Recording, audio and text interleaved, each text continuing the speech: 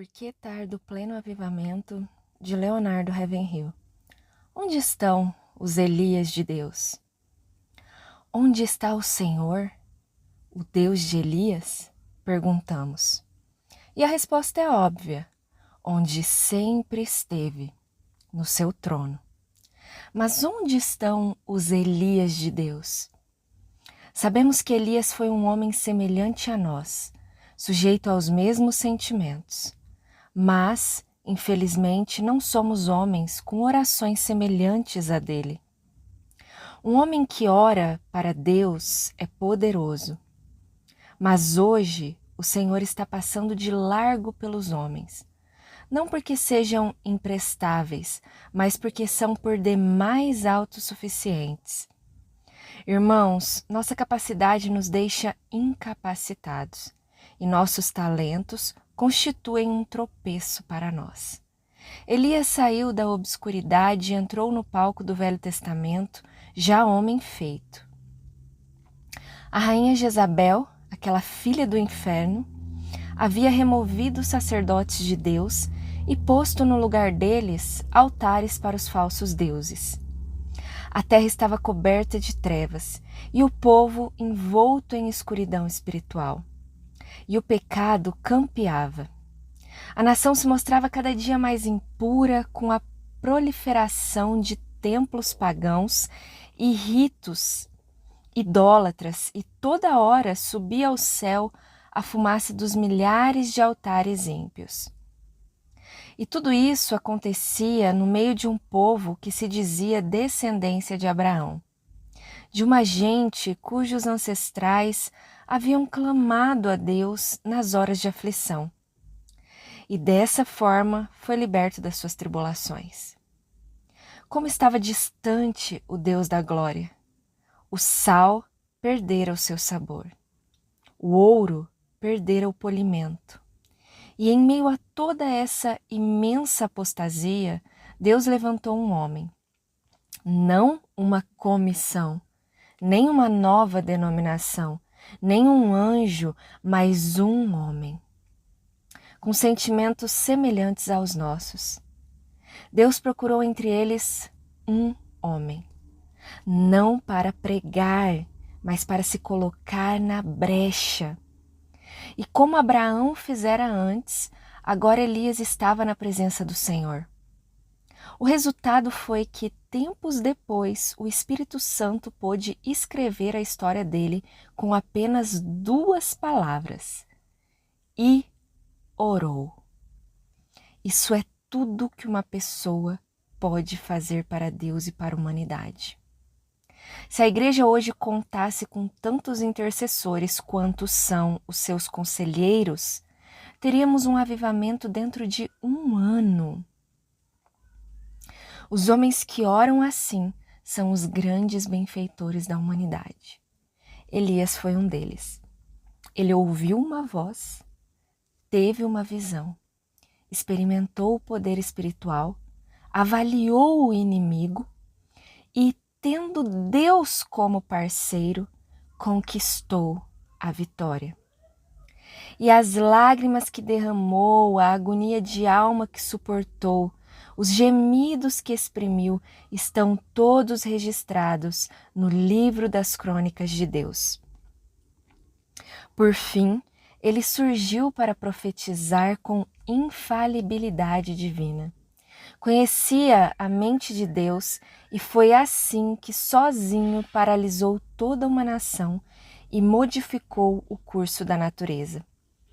Esse homem decidido permaneceu firme e imperturbável como as montanhas de Gileade, no momento em que cerrou os céus para que não chovesse. Com a chave da fé, que serve em qualquer fechadura, ele trancou os céus, pôs a chave no bolso e fez Acabe estremecer. E embora seja glorioso o fato de Deus poder usar um homem, ainda mais glorioso é ele ser atendido por Deus.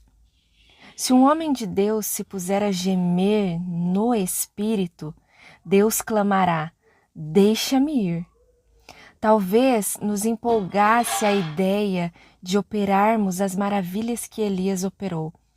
Mas será que apreciaríamos ser banidos? Irmãos, se quisermos realizar a obra de Deus, a maneira de Deus, no tempo determinado por Ele, com o poder divino, teremos a bênção do Senhor e a maldição do diabo. Assim que Deus abre as janelas do céu para nos abençoar, o inimigo abre as portas do inferno para nos intimidar.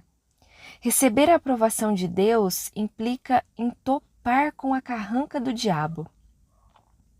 Simples pregadores podem ajudar muita gente sem prejudicar a ninguém, mas os profetas de Deus agitam a todos ao mesmo tempo que deixam o diabo louco. O pregador talvez agrade ao povo, um profeta o contrariará. O homem que se mostra descompromissado, inspirado e cheio de Deus, está sujeito a ser taxado de impatriota, por censurar os pecados de sua nação, ou de descaridoso, porque sua língua é como espada de dois gumes, ou de desequilibrado, porque o peso da opinião da maioria dos pregadores é contrária a ele. O mero pregador é aclamado, o profeta de Deus é perseguido. Ah, irmãos pregadores, nós apreciamos imensamente os grandes santos de Deus do passado, os nossos missionários, mártires e reformadores como Lutero, John Bunyan, Wesley, etc. Nós escrevemos as biografias deles, reverenciamos seus feitos e nós compomos-lhes elogios e erguemos-lhes memoriais. Fazemos qualquer coisa, menos imitá-los. Apreciamos o sangue que eles derramaram, mas não deixamos que se derrame nem uma gota do nosso. João Batista conseguiu ficar 6 meses solto. Em nossos dias, numa de nossas cidades, nem ele nem Elias teriam vivido 1 mês. Teriam sido presos antes disso, lançados numa prisão ou num hospital de doentes mentais, acusados de julgarem os outros e de não abrandarem um pouco a sua mensagem. Nossos evangelistas de hoje estão de olhos abertos contra o comunismo, mas não dizem uma palavra contra os outros ismos que inundam o país. Será que não existe um mensageiro hoje, cheio do Espírito Santo, revestido de toda a armadura de Deus, para denunciar o inimigo com toda autoridade? Somente a oração poderá manter acesa a chama de nosso coração e conservar nossos olhos fixos na visão. Esse Elias, que tinha um vulcão no coração e uma voz de trovão, surgiu no cenário do reino justo numa época bem parecida com a que estamos vivendo.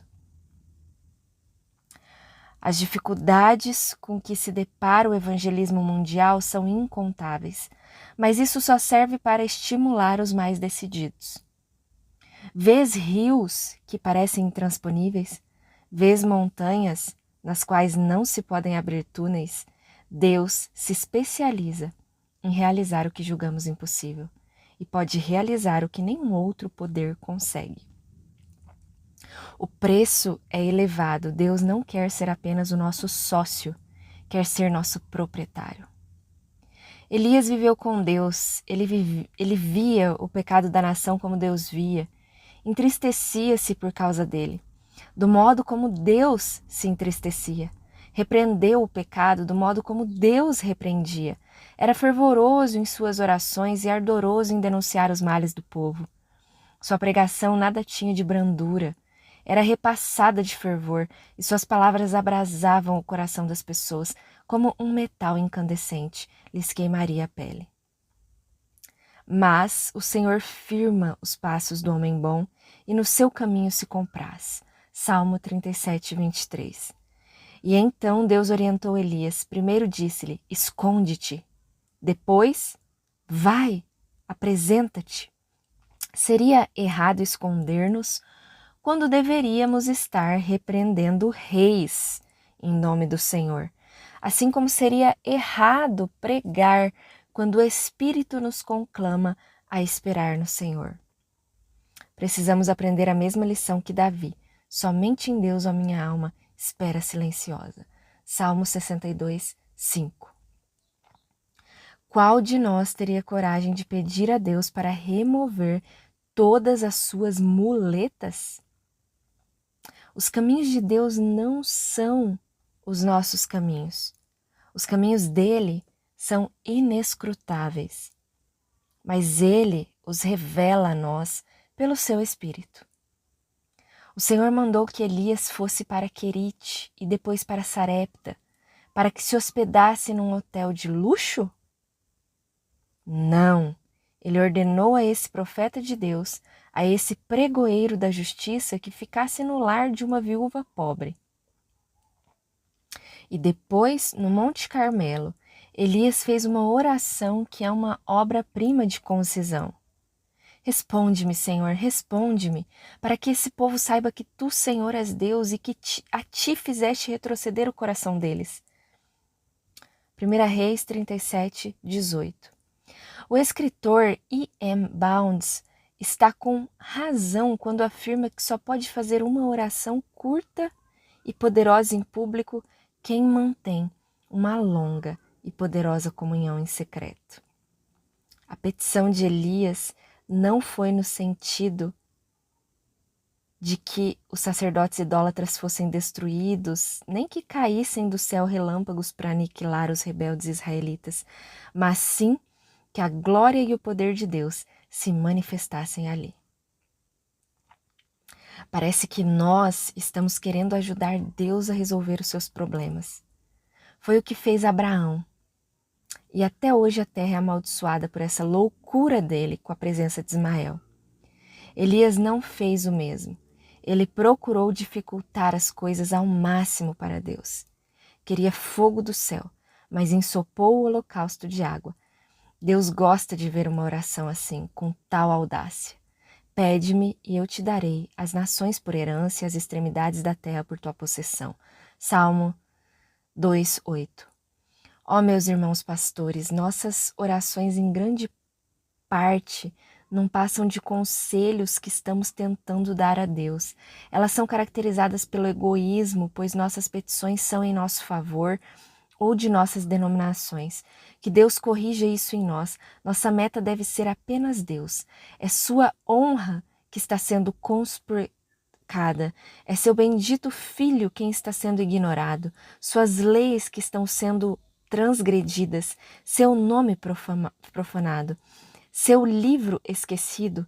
E sua casa está se tornando um círculo social.